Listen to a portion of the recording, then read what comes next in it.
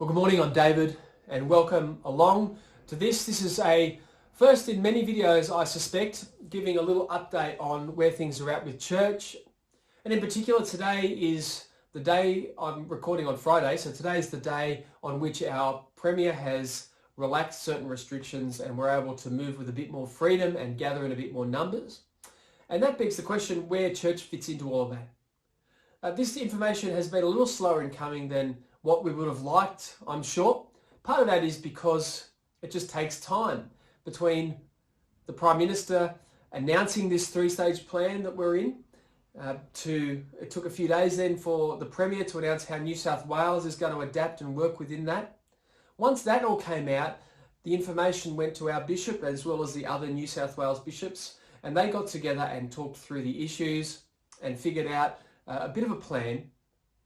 And at this stage in step one, it took a while for that information to get to us.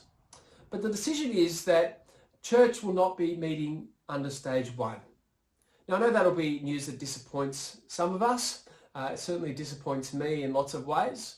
But the reality is, when they looked at the advice and the legal requirements, it was just going to be impossible to really manage and to work out how best to do this and to avoid the risks of us becoming a little cell where it just takes one person with the coronavirus to come in and suddenly it spreads. It is such a big load that has been placed upon us if we want to open that it's almost impossible to do it. And so we need to look for other ways to keep encouraging each other under stage one. Stage two and stage three of the plan, well, we're really just waiting to see what they entail. We're waiting to see, as you've noticed, things change in the news in terms of what the government says. Every day things are developing and changing, and so we've really just got to sit tight and see where things are up to when they move us to stage two and what it will look like if we can meet together either under 2 or 3. What does need to be said, of course, is that we need to make sure our expectations are realistic. And what I mean by that is, again, stage 3 is not the end. It's not life as normal. If you read what the government's put out, stage 3 is still trying to manage a virus that is out there without a cure and trying to stop the spread of it. And so when we can come together again, it will be a matter of doing that in a way that is safe and that complies with lots of regulation.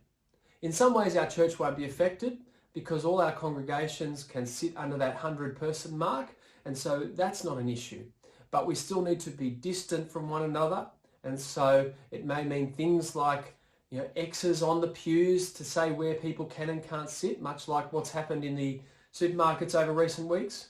It may mean, will mean things like washing hands. It seems like it will mean registering.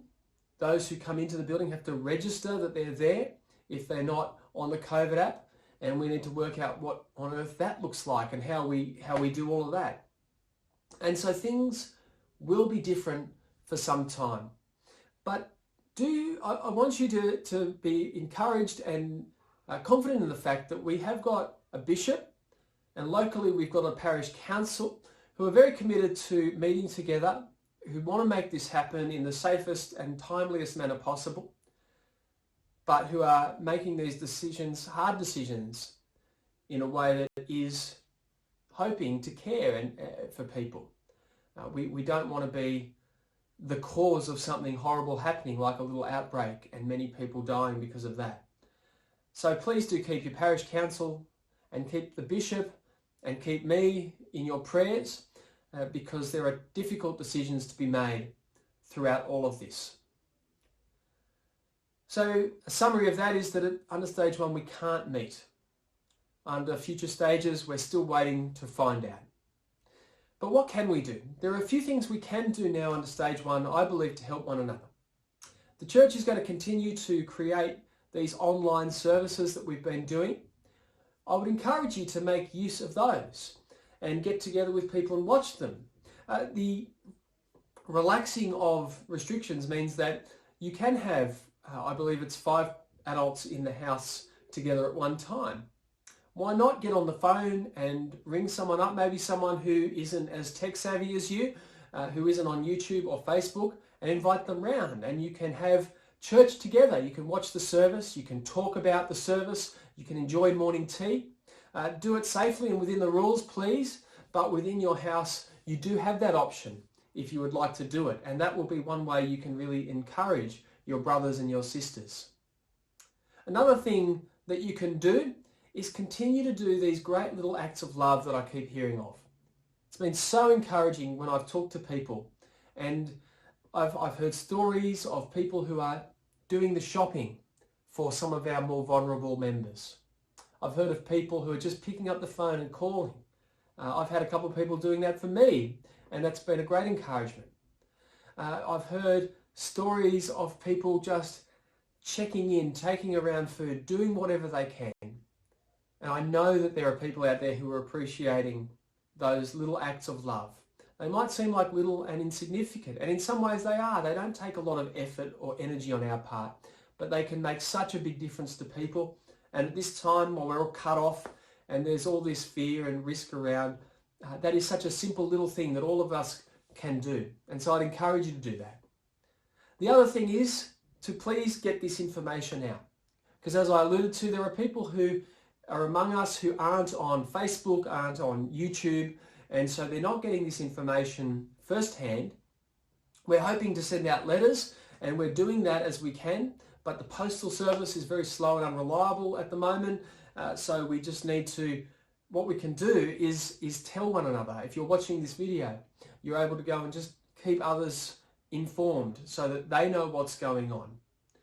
This is a job that's bigger than any one of us can do, or even a small group of us can do. The only way we're going to care for one another at this time is if all of us as the body of Christ takes that call seriously to care for one another and build each other up. So I'd encourage you to be doing all those things. No doubt there'll be extra updates as things develop.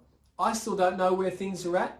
My next step from here will be, I trust, to get parish council together and see within the restrictions that the government and the bishop has put on us, what can we do safely and responsibly so that we can care and love one another. I'd love your prayer for us and for the parish council in general for that. And no doubt as things emerge, you're going to get more of these videos. We're now at the point where news is going to start developing much more and things are going to change again. We've settled into some good rhythms, but as was always going to be the case, they're going to be broken as we come out of this time of isolation. We can thank God that that's happening a whole lot quicker than it might have had this taken off in ways that it had over in Italy and the US and Spain and all those places. God has been very kind to us, so we can give thanks for that. So keep your eye out for those videos as they come, and we'll catch